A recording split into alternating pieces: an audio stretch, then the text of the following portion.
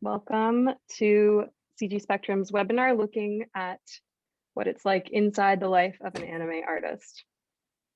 To get started today, I'll do a few introductions. My name is Zoe Robertson. I'm the digital media producer at CG Spectrum, and I'll be moderating today's webinar. And we also have Elena working behind the scenes, our student admissions manager, who will be answering any of your questions today. And we're very lucky to be joined today by our host, Scott Claus, animation manager and mentor at CG Spectrum. Scott has worked for Disney, DreamWorks, and Rhythm and Hues Studio in both traditional animation and computer animated characters and effects. Welcome, Scott. Hi. And Scott has worked on projects like Pocahontas, Hunchback of Notre Dame, Prince of Egypt, Road to El Dorado, and in CG on Over the Hedge, Flushed Away, a personal favorite of mine, The Hulk and The Golden Compass, and as special effects supervisor on Life of Pi, which won an Oscar for special effects. Welcome, Scott. We are also very lucky to have Misu here today. Misu Yamaneko is joining us from Tokyo. And she is a 2D animation and storyboard artist and is also one of our newest CG Spectrum mentors.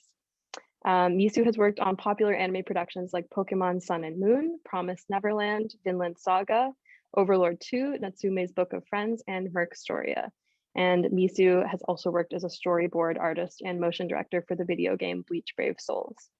So Misu is about to start with CG Spectrum as a mentor of our brand new anime style animation course, which starts in April, and we'll be telling you a little bit more about the course towards the end of today's webinar. So finally, before we launch, I just want to tell you a little bit about CG Spectrum. We are an entirely online animation, VFX, digital art, and game design school. Our goal is to help students in pursuing successful careers in film and games. We are a Rookies certified school, and we offer specialized job-focused training that places our graduates in demand. We have a range of opportunities from beginner courses to advanced diplomas, including Misu's new anime style course, which we'll be talking about. And our curriculum is taught by industry mentors like Scott, who's here with us today, with years of experience who have worked on blockbuster films and games. And our classes are offered in small online groups with maximum 4 students or via one-to-one private mentorship.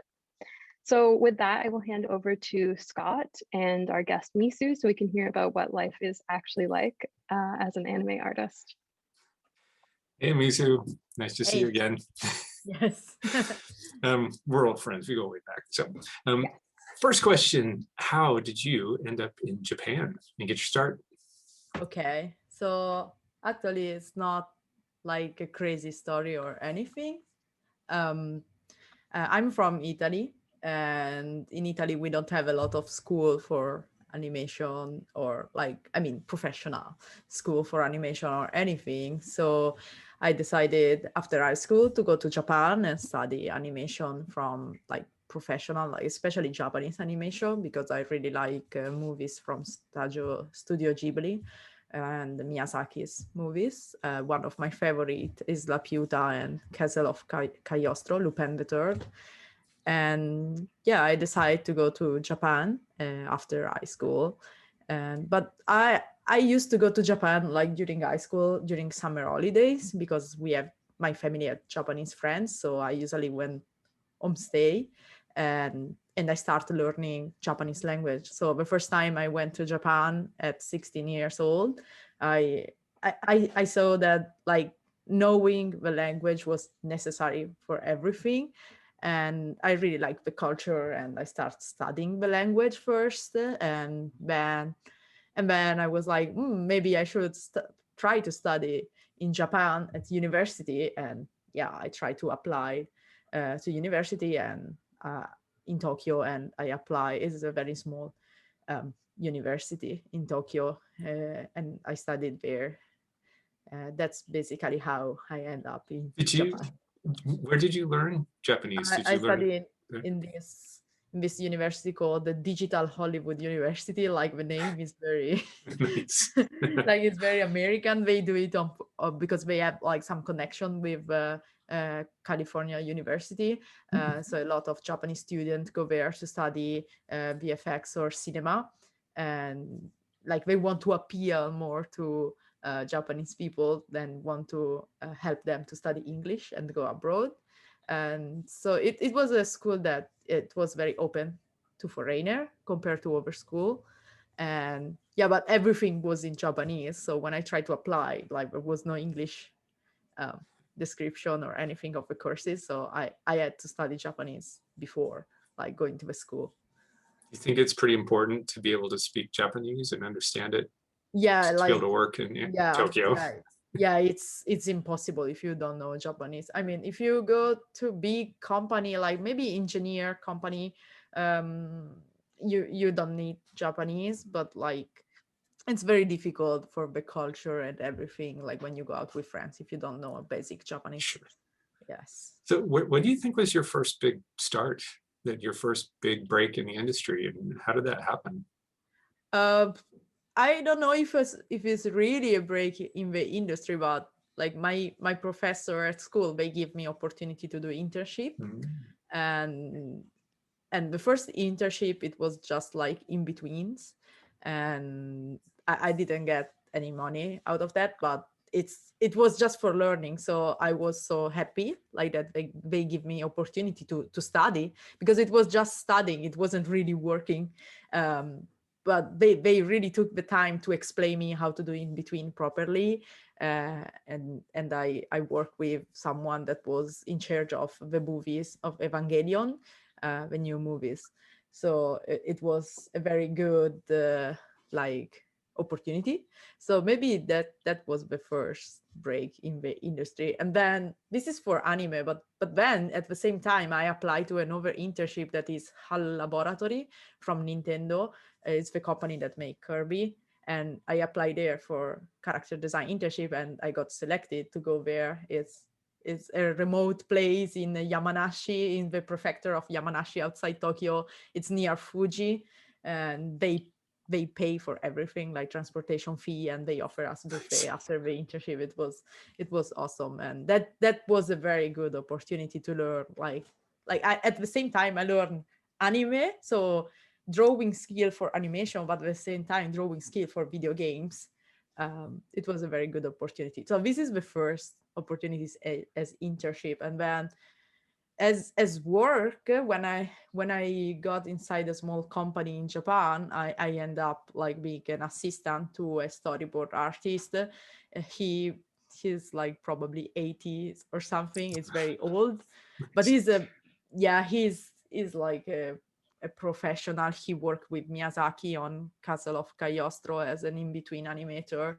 And wow. he worked on many production of Lupin the Third, and he worked on many foreign animation like Inspector Gadget or Disney animation, for example.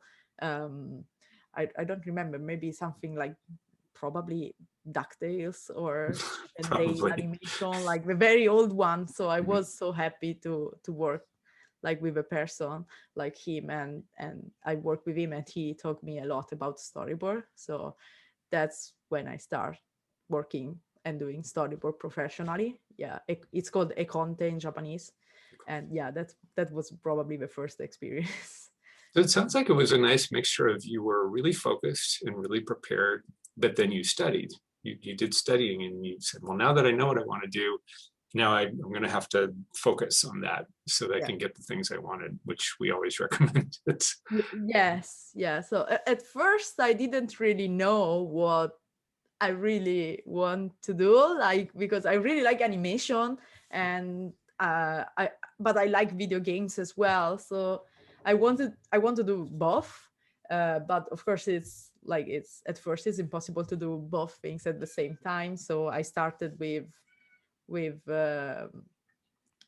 anime first, and then in the anime company I was like, we got some games job as well sometime. So I end up doing video games stuff as well. So Mhm. that was a very good opportunity. Well, so speaking of which, what are some of the things that you've worked on that people might know about that are, I mean, we've got some listed, but what are some of the things that you liked the best, or Yeah, highlights? like yeah, past works like Pokemon Sun and Moon, Right. and yeah, like probably I like most of the work I've done, but the That's one I nice. like the most is Pokemon Sun and Moon, because um, I had a lot of freedom, and the other people I was working to, they were like super professional, and yeah, like they were really passionate on what they were doing. And probably, yeah, Pokemon Sun and Moon was uh, the the one that I like the most.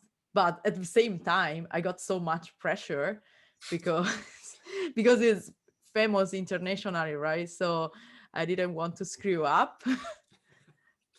Yeah. So Yes, just a little pressure there. yeah, I felt a lot of pressure because usually foreigners don't have like opportunity to do storyboard like a conte or direction. It's called enshutsu in Japanese. So like I felt a lot of pressure on that, especially for you have to write a lot of stuff in Japanese, and you got a script in Japanese. That scripts are usually written vertical, not horizontal. So like I was so like a lot of pressure. I'm going to do this right or not. But at the end, like it went very smoothly, and the director so really liked the storyboard, and everyone that worked on it did a very nice job. And yeah, it was fun. Yeah. Nice. Do you feel like, it's out of curiosity, do you feel like because you get one gig, that leads to another gig and then another one, and then that's how you start to evolve and grow? Or did you have other ideas about how you grow? How you grow up like an artist, basically, Yeah. in Yeah. the industry. You have to start in Japanese industry. You have to start from in between usually. Okay. Yeah, you always start from in between because it's the basic, and then you have to take a test and move to Genga, which is keyframe. um but yeah, it takes a lot of time usually to to improve in between. Like my teacher, she told me you need like 2 or 3 years of only in between. um but I know some people that do in between for 10 years and they cannot pass the test to go to keyframe. Yeah. So they are very strict on Yeah. that. But sometimes you can jump. Like when I get out of university, I made a short animation myself, and I proved that I can do storyboard. So Mhm. they give me the opportunity to do storyboard, and they asked me, "Do you want to do That's that?" good. And I was like, "Yes, I would do my best." So like you have to catch the chance when you got it, and you have to give your best on it. Mhm. So yes, of course there are some steps, but I think it depends on people. Like you have to study a lot, and you have to exercise a lot, and at first you have to be humble and try to do a lot of different things and understand where you're wrong. That's basically how it works, in my So opinion. we were talking about this before when you and I were just talking about how it is kind of like Disney. You know, Disney had very high standards, and you had to start at Yeah. the bottom and work your way up. And there's a lot of crossover, it sounds Yes. like, between the disciplines of the studios. So, Yeah. and Yeah. so we want to get to another question from this one, unrelated but kind of related. What is the difference between working on TV versus games? On TV versus games. Okay, Yeah. so games have a better salary than TV. Ah, money. Yes, first of all, uh, but but you need more skills, especially talking about computer graphics, because nowadays most of the games are made in 3D, not in 2D anymore. Sometimes you have 2D, but even if, yeah, there is my cat that is jumping around. I'm sorry if you hear the strange sound. Um, so yeah, you need basic of 3D as well. So nowadays we have Blender, so a lot of animators are working on Blenders as well right now. So Blenders is a 3D software. You can start learning some basic 3D and how to use the 3D view and everything, and that will help you a lot. But so yeah, the difference between working and TV games is like that the mentality is totally different, because TV you have usually you have a script, and so you have to follow the script. There is like a long production, and um, yes, it's well divided like as a story. But in games, you have to make the game to be fun. So Right. when you make a storyboard, it has to be fun and interesting and fun to play. So it's um, completely different. Is sometimes it's not story driven. So for Bleach, for example, it was I was making cutscene for some character attacks, special attacks. So it's not really a story. I mean, you need to know the background of each character to make it fun, but it's not like you have to make a story. Not always you have to make a story in the cutscene. So it's a completely different mindset. So a lot of people that do anime cannot work in video games, and at the same time, people that work in video games cannot work in anime. I mean, I think like it depends on the mindset. So Well, that's we that's had talked about this before. Sort of the difference. Do you think that there is a change happening where digital tools and things are coming into the anime world more, or do you foresee that happening soon? Or do you have any thoughts? Yeah, it's kind of happening, but like when I first entered the anime company, the first anime company I went probably 4 years ago, like they give me paper and pencil. Yes, I didn't. I have my tablet, but they give me paper and pencil, and they say that if I want to do a Japanese animation, I have to start by doing everything on paper and pencil.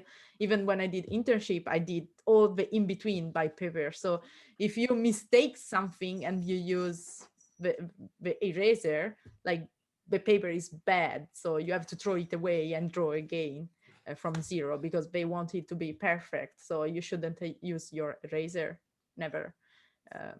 And then you have to exercise on cleanup. So when I did internship, like of course I did the in between exercise, but at the same time I did the trace exercise every day. So they give me one keyframe of Evangelion or something, and I have to trace it with color and everything, and then they will check it and see if the lines are good or not, because there is a way to trace. It's not just you put a light box and you trace. No, you have to control the lines of a pencil. And that's an amazing skill that I think Japanese animators have. And that's like, in Japanese, it's called the shugyo. I don't know how to say, it's like when you go to the military and you have to do the same things over and over again until you master it. That's what shugyo is in Japanese. Yeah. Yes. Well, again, when we had that at Disney, which was called just doing overtime, so working 7 days a week, that makes you a master pretty quickly. I see. Well, speaking of which, let's talk about some of the realities of working in Tokyo, working in anime, things that people might not be aware of. You have a lot of cool things to say, I know. So. Yes, so Japan is a very safe country, and they have trains that are amazing, and you can go everywhere and all. But at the same time, like, people don't really understand that when you have to go to work, like, the trains are over full of people and packed as hell. Like, when I was working in Roppongi for the Bleach game, and Roppongi is like it's full of office, not only video games, but there is also a Pokemon company, but there are a lot of important company in Roppongi. So every time you try to take the train, it's packed every hours, and so I felt so stressed every time that I have to work and come back, because after a long day of work, you come home and you are just pressed inside the train, and then like there are old guys that start fighting inside the train, and they just get kicked out of the train and they start fighting into the platform. And yeah, like I've seen stuff like that. So the misconception of Japan is like, oh, the train are perfect, everything is amazing, but actually it's not really like that. On rush hour is crazy. So Roppongi, like most of the time, is on rush hours. So this is one of the misconceptions. And another one is that probably salary are not so high as everyone expected. We have to talk about that. We just have to mention it. Yes, we have to mention it. But it depends. But it depends, like, on your skill and where you go. But and also consider that they pay the insurance and overstuff and pension. So yeah, but maybe to some people they may look a bit low at first, and then another thing is the long hours of working. Like, they really work a lot, and they do overwork that usually is not paid, or sometimes it's paid but it's including the salary. So like the company say you can do I don't know, like 30 hours, and it's already paying the salary. If you do more than that, you will get more. It depends on the company, but yeah, usually I think this is the misconception of Japan, of working in Japan, that a lot of people don't know. This is mainly for game company. For anime company is different because most of the animators are freelance. So they are not really hired. Only lately some company have started hiring animators full times, but it really depends. Do they have any staff positions in animation, or is it almost all, like, are there certain departments where they have full staff, but others are freelance, or does it matter? No, most of the people are freelance. Like Most, even the okay. animator director is freelance. Oh, okay. Yeah, but they are freelance, but they got a project contract. So Got it. that's how Okay. how it. Well, how I it mean, regarding pay and hours and things, anybody who's done any research into video game employment in the US may find that it's not that dissimilar, that it's the same. It's like, it's something that will be addressed at some point. So it's not that unusual. I don't know that it's specific to Japan. It's just the nature of the business right now, and we'll see if it changes. But how about, do you work steadily, or do you pick up jobs and then take a break, and do you freelance? So, yes, another misconception on Japan, that you cannot take really breaks. Right. If you want to take a break, you resign. Right. So It's over. that's how I take the break. I resign from my job and I find another job. Usually you have 10 days of holidays per year that you can take, paid off holidays. And then you have national holidays as well, and then you have like New Year's, and the end of the years and New Year's, and then you have Golden Week, but and then you have Obon, that is August, but it's like 1 or 2 days in August. And yeah, this is for proper company, but anime company, they usually have no holidays usually. So like when you finish a project, anime is different. When you finish a project, you can say, oh, I'm gonna rest for some period, and then I would get another project. Like that's how it works basically. So for anime it's like that, but when I work on video games, like I was hired full time, so I had like just to work. Just work. Yeah, like it was very hard to come back to Italy, or it wasn't so easy. Well, and Misu, are you able to find new contracts like relatively quickly once you stop working somewhere? Like, what is the turnover time? So there is a lot of opportunity and a lot of job in Japan, but at the same time, like what they request is very high level, and a lot of people want to do that. So I won't say it's so easy. It depends on your skill, and it depends on the times. Like for example, if this company right now is looking for storyboard, like you can find a job, like you quit and then you can find a job in like 5 days. Like it happens to me. I didn't really have long time as unemployed because I always find another job. But it depends on the opportunities. So you always have to look around, and you always have to bring your portfolio and see the company, what does the company want. Like if you're presenting a character design portfolio, but the company want a background artist, like it's obviously is not the right portfolio. So you will have to make a new portfolio. So yeah, they are very detailed in what they want, and you have to adapt to them because it's a big industry. and do you think that it's a competitive industry? Is there a high turnover, or Yeah, you can make a name for yourself? Yeah, it is. It's very competitive. Yes, it's very competitive, but there are a lot of opportunity, and they always have new title coming out, and that's actually good. There's a for lot. work opportunity. Yeah. That's great. So next question is like, if you could go back and do it again, Is there anything that you would tell? Wouldn't we all like to know this? Oh, yeah, Yeah. I'd love to do this. Okay. Yeah. Well, I enjoy my time here. So yeah, probably yes. But probably I will study more because I was super excited after university. I was like, yeah, I want to enter the industry. I'm not gonna do a master degree or anything. I'm not gonna take any over courses. And then I just jump into the industry. And sometimes I saw that I didn't have the right basic studies on some stuff, and I was like, oh, I should have really take some master class or some courses that I didn't take. So yeah, I think like I know that everyone is excited and want to work on animation, but I think like at first it's better like to do a lot of studies and a lot of masterclass online. Right now we have a lot of online masterclass and seminars, so I think like everyone should do that before not just jump in the industry. I agree. So Yeah. what about in terms of style?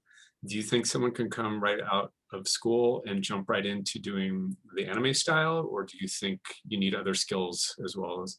Well, I don't really understand when people say like anime style, like what really is anime style, because they have so many different style that is so difficult. But I understand like what we mean with anime style is like that, of course, from a Western perspective, like anime are made with a very limited animation, not a lot of frames, and they divide on different cells and stuff. So I think like an animator in Japan, he should be able to draw anything, any style. Like that's what my veteran animator told me. Like it's not like you have a style. You shouldn't have a style. You need to be able to adapt to each style, because the style is decided by the character designer or the animator director. So you have, every time you draw something, the animator director or the character design will correct it, and you will have to correct your keyframe and adapt it to the real style. So like it's, you have to learn to draw in many different styles, and you have to learn how to adapt. Like they don't really like when you put your own style in the drawings, because it's not good. Like yeah, that's Well, Are you looking for consistency? yeah, consistency. Yeah, that's the problem. I actually struggle a lot with that as well, so I totally understand. It's very difficult because everyone has, yeah, this is my cat, sorry. She tried to go under there. But yeah, so you have to be able to adapt, basically. That's what an animator should be able to do. It has to look like one person basically did the whole thing. And then sometimes people have this misconception that one person did do the whole thing, when really No. lots and lots of people work on these projects. Lots. No. There's a really good question, I think, here. It's like, how do you find your jobs? How did I find my job? Well, after university, like I got invited by my teacher to the company. Nice. Yeah, and then I meet other people and I join other company. Like I haven't really I haven't been really like going looking myself. Like I always got find by someone, and they ask me, do you want to work with us? And I say yes. That's basically how it happens for me. Even for the video games company, like I didn't really apply. They found my portfolio on a Japanese website, and they decide to hire me, and then they present me to the company that made Bleach.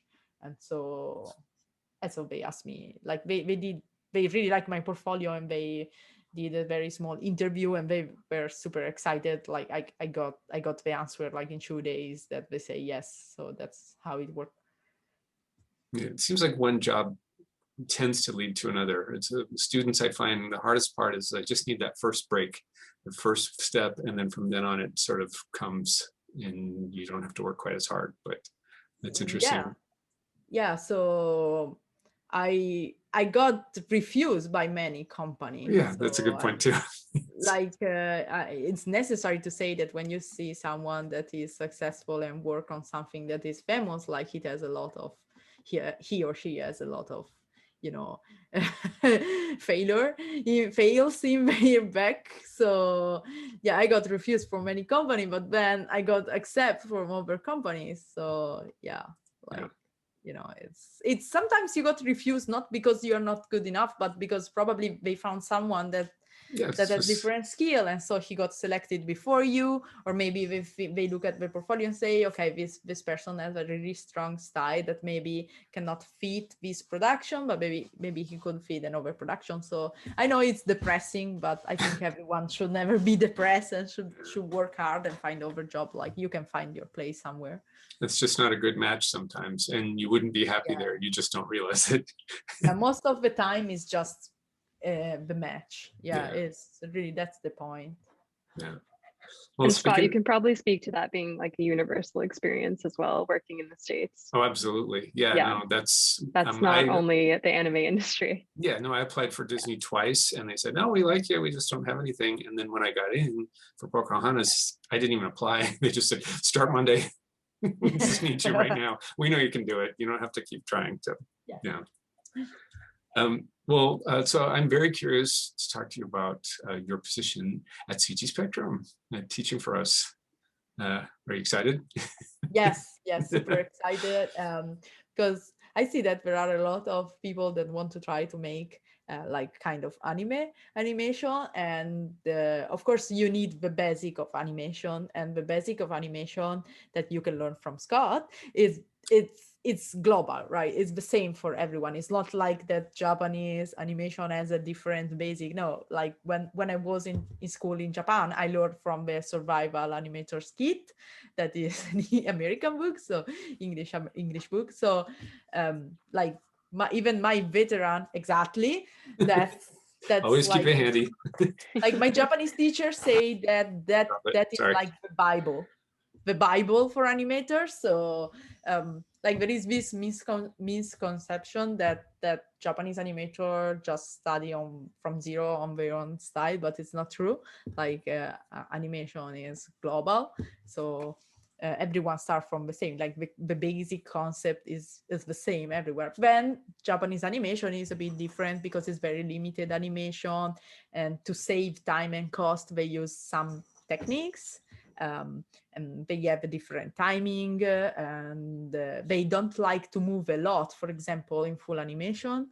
So they don't always put 24 drawings, but even I know for Western animation as well, but still Japanese animation has a different timing, like the action and how the characters stop in the timeline is different. So yeah, we can discuss in detail Right. when I teach at CG Spectrum. But yeah, like there are some differences that if you want to work in the anime industry you have to know, in my opinion. Okay. Yes. We got a really good question from Natasha asking that how much prep do you think a person should have to do? Now, I'm going to kind of answer it in advance and say, I mean, we take people from the beginning to the end. We teach you Toon Boom, and we teach you Bouncing Ball and start all over, from scratch. But do you think that somebody needs a lot of prep before starting to do basic character animation with you? Or do you think you'll just take them from the beginning and off you go? Any thoughts? You also okay. The way I learn it is like I start the first year of university, I did like only in between. So in between is not only about like you can draw. It's just it's a fact that you can draw if you want to do animation, right? You don't even have to say that, like you need to be able to draw. But in between is you have to understand like how to connect this frame to the next frame and be able to take consistency and the character doesn't deform. And you have to understand exactly where to divide basically the frame. And there are many different ways to do that in Japanese animation. So that's basically how I started. But I think that then the second year I start doing keyframe, and when you start with keyframe, you have to to understand the movement. So you start with very simple object. So the first is the ball. We use the ball. I think everyone starts with the ball because it's a very simple, you can draw it fast. And the idea is like to understand like how the movement got fast and then slower. So where to put more frame and less frames. So that's the basic, the basic animation that we did, at least here in Japan. So yeah, first of all, you have to understand the movement of simple objects, and then you start drawing something more complicated, like person or complicated character, and then you have, of course, as a basic, you need to know how to draw anatomy and real drawing, so realistic drawing. So you have to do every time a lot of exercise of poses, like human poses or animals poses as well. So when I went to the company, every day I got to the company and I got my sketchbook, and every day I did like 20 minutes of just exercise of quick sketching of pose and gesture. That's also very important. And of course, when you do animation, like, of course it's 2D, but you have to think in 3D, right? You have to think in something that is 2D, but is moving in a three-dimensional shapes and in a three-dimensional space. So yeah, that's another important point that you have to understand. So it's okay that you can draw a very cute character, but you have to understand as well like how they move. So it's not just making character with big eyes and long hairs moving, because it's not only animation is not only that. So how, for example, this character with big eyes, how does she turn like from frontal to side? Like you have to understand like how it moves, right? So you have to see like from up. You usually draw something by looking up on it and how the nose moves. So yeah, that's how basically it works. But to answer the question because this person seemed a little anxious about, well, can I start from scratch? I mean, what you just said is true.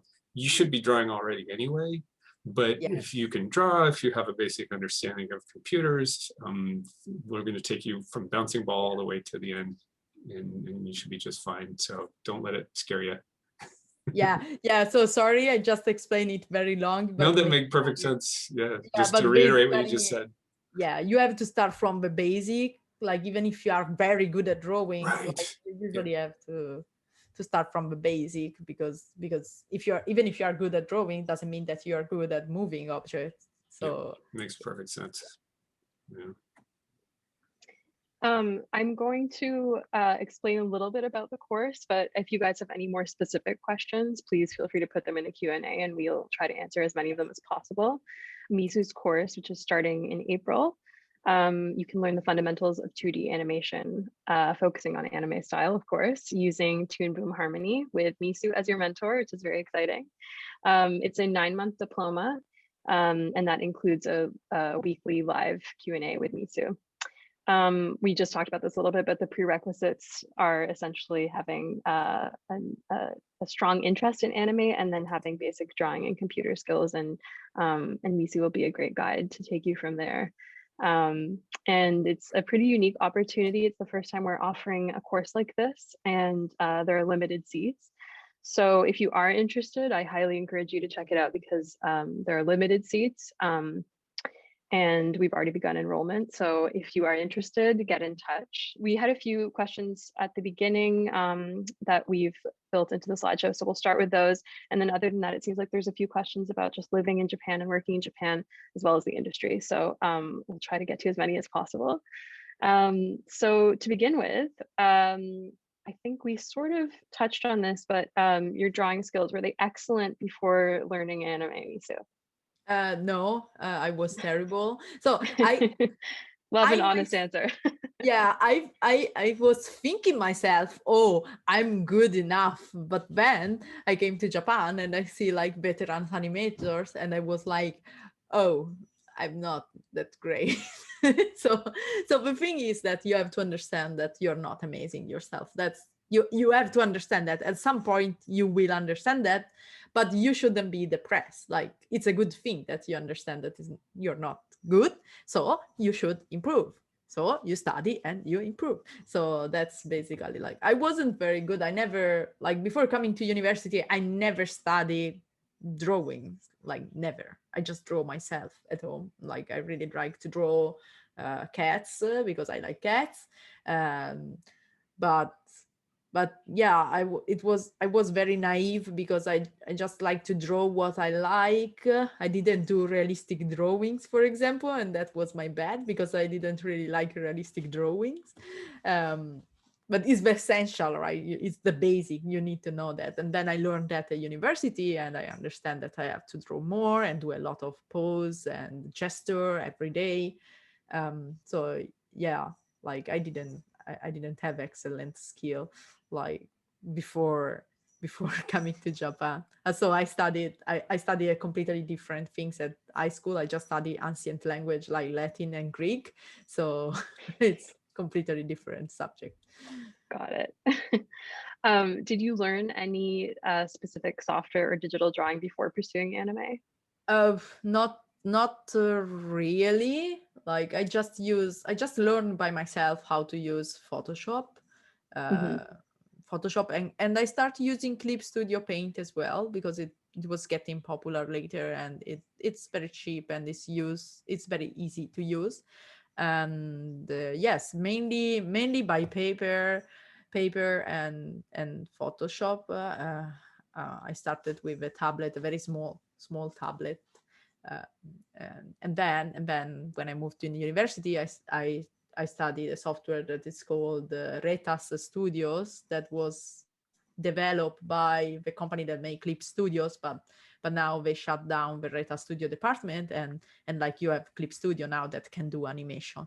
So basically they mix the softwares, but yeah, like most company in Japan, anime company, they still use Reta Studios because it has a paint software that is good for animation. It's very fast paint software. It's very easy to use for Japanese animation. So some companies still use that.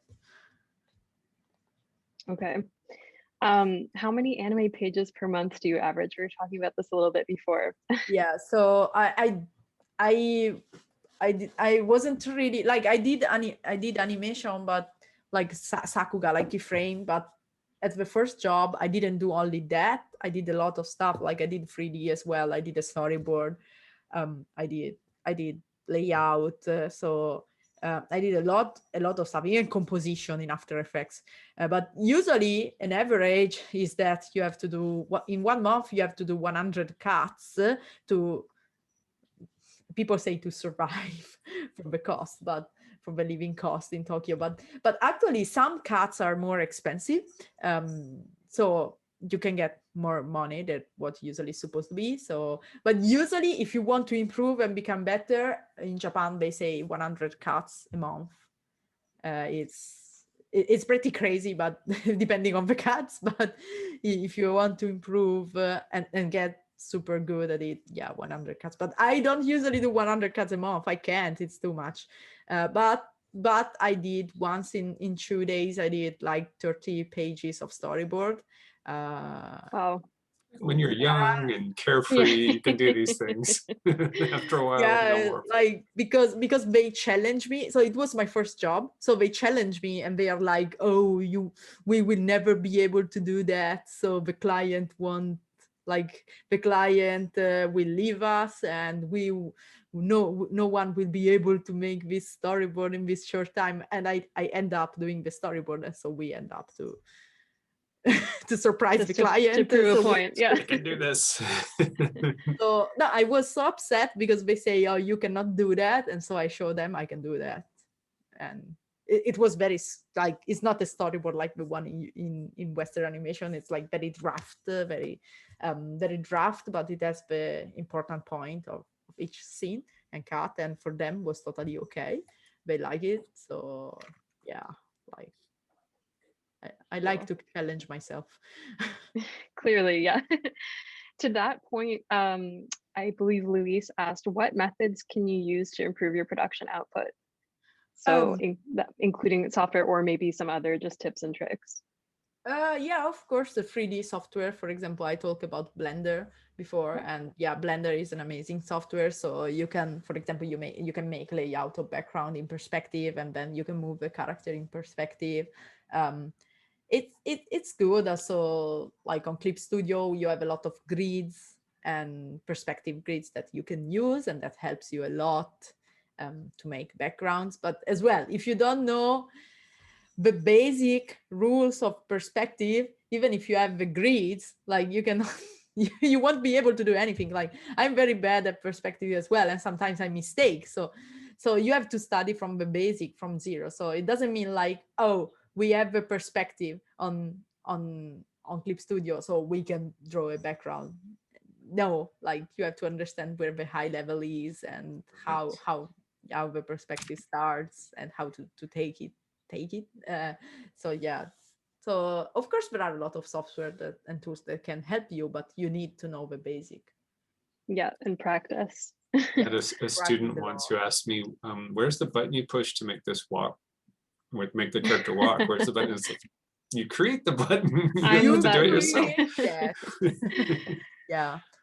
So we have Walking. another question. Yeah. Oh, sorry, Lisu. Now, walking is, I just want to say that walking in Japanese animation, but I think everywhere, is like the basic animation. Like it's the basic exercise is walking, and is the most difficult exercise.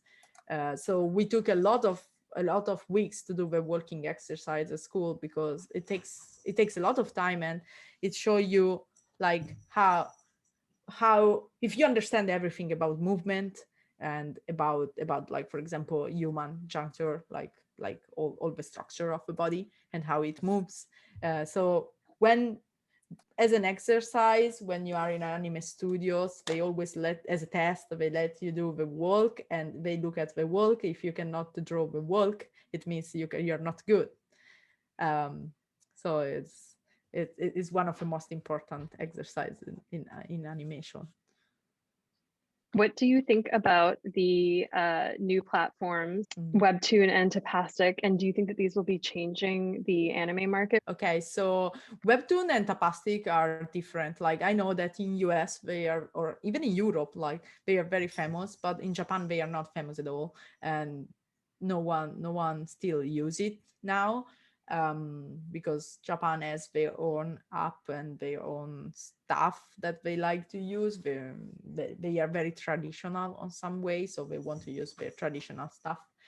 And Webtoon and Tapastic for me is more comics. It's not really animation. It's not really anime. So I don't think they will change anything, because people that watch anime want to see anime, and people, if they want to watch Webtoon or Tapastic, they go to Webtoon and Tapastic. I think it's different. Like I think there is no connection. But maybe some people that start in animation, maybe they can work on original project on Webtoon or Tapastic. So yeah, for that there is an opportunity, but not really for companies. More an opportunity for animator if they want to make something original. So yeah, I think there is an opportunity for that, but still Japanese animator don't really want to use that. So animation is very expensive to make, and is a long process. So I don't think like Webtoons or Tapastic are going to change anything. And in that vein, do you think that globalization and internet access will result in anime mixing with other kinds of art? Like this is maybe more of a broad question. Do you have any take on that? Yeah, I think there is a mixing and there is a lot of influence, but like it's something that maybe we are already seeing, because, for example, the god of manga is Tezuka Osamu, the one that make Astro Boy, Atom. Astro Boy, like he was influenced by Disney and by Western animation, and now like we got influence from a lot of Japanese animation. So I mean, it's just balance, but like yeah, there are a lot of people that say outside Japan, like I make manga, but manga just means comic in Japanese, so you're just making a comic.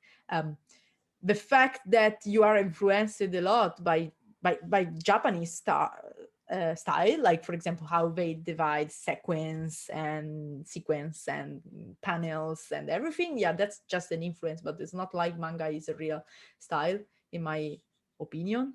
But it's interesting because we have a lot of mixing, and it means that we can see new stuff. So I think it's interesting. I'm not one of a person that think that we should just have this style and stop, like nothing should change. No, like I think we should be more open, especially with art and creativity. Like there is no limit. So the good thing about anime and manga is that in Japan they have no limits. Like they really try to make something new and different, with style or with themes, and that's why we have a lot of animation that are like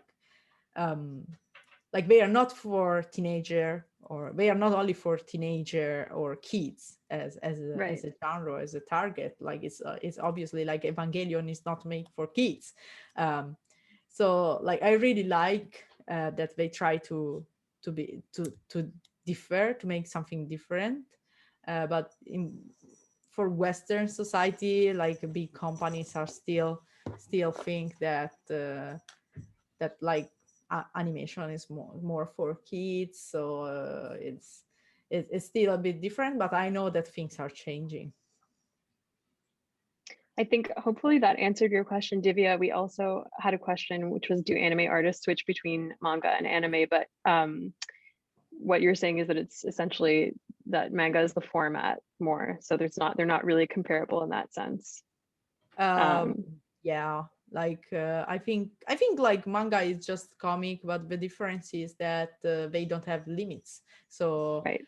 I want to do this style. For example, in manga you have something like Death Note that is super kind of realistic, but then you have something like Doraemon that is super cute and round and everything, like, or you have something like Crayon Shin-chan or Pokemon, but then you have super realistic stuff, or very detailed stuff like Vinland Saga. So like they have so many genres and style that they don't really care like about rules, like, oh, the comics should be like this. And yeah, US I think is more open, but for example in Italy, like we have actually a lot of comics in Italy. We have a comic culture and everything, but like they are very fixed with the style. The style should be this, the drawing should be this, like you cannot change, and the character should be outside the panels and and stuff like that. But now manga are becoming famous around the world, so they are starting to change, and I think it's good. Definitely. And speaking of looking outside of the box, Lamar asked, how has your passion for your artistic career continued so far? And how do you deal with art block? So how do you deal with uh, artist block when it happens? Yes, it yeah, can be very frustrating. yeah, art block is that's hard. That's um I try to relax, and I think like it's not good to work like always 24 hours and just thinking, oh, I cannot draw this, so I will continuously draw until I get it right. I think that's like the opposite. I think that will be the opposite result. So I think like sometimes you have to just go out for a walk or do some exercise and relax and just let your mind empty and relax. I think that's the best thing, especially Hang out with animator. your cat. Yes, why I think pet therapy is very important. Oh, Like yes, especially definitely. for animators or artists that always stay at home. I think that having a pet, uh, it's like a kind of therapy, and maybe you got to this. Okay, you got distracted, it's true, but you know it's essential. Like you shouldn't just sit for many hours and just work. You just have to stand up and like Find the balance. yeah, find the Yeah, balance. That's something that Japanese animator don't have balance. Me as well, like I'm the same. Like I'm trying to get more balance this year, but sometimes I just sit down and work so many hours, and then suddenly is night outside. So It happens to us sometimes. Yes, Somebody asked, and maybe Scott, you can speak to this as well. How does Misu's new course, how will it help students find opportunities in Japan and more widely? So as I told you, we were talking about Kat, now she is here. So as I was talking before, like Japanese animation, I mean the basic are the same. So you have to study the basic of animation that are the same everywhere.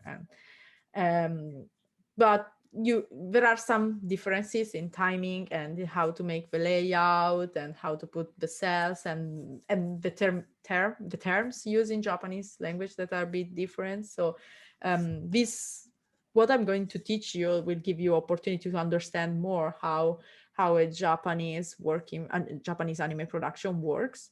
And so this help you when you in the future you will want to work a freelance with the Japanese company or on Japanese production that are co-produced with US. And I think is a necessary thing that you need, because there are some people, yes, that they just start and they are just good animators and they get job online even without knowing Japanese. But in my personal opinion, and heard from many people that work in Japanese company, I know that sometimes they just took some papers and throw it away.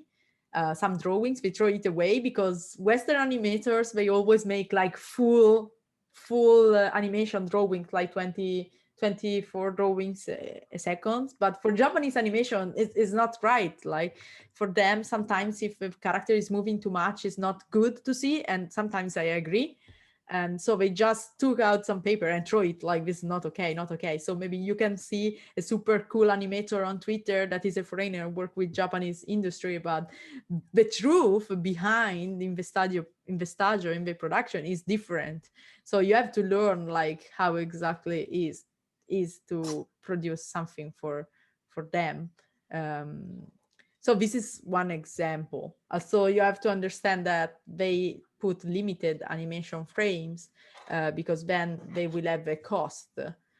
So to color, for example, each frame. So if you give them 24 frame instead of 18, like it's like the producer will be like, this is not okay because the price of this cut and this animation will get higher. So you have to understand that anime production is not about you being a freelance animator that just make a cool cut ends.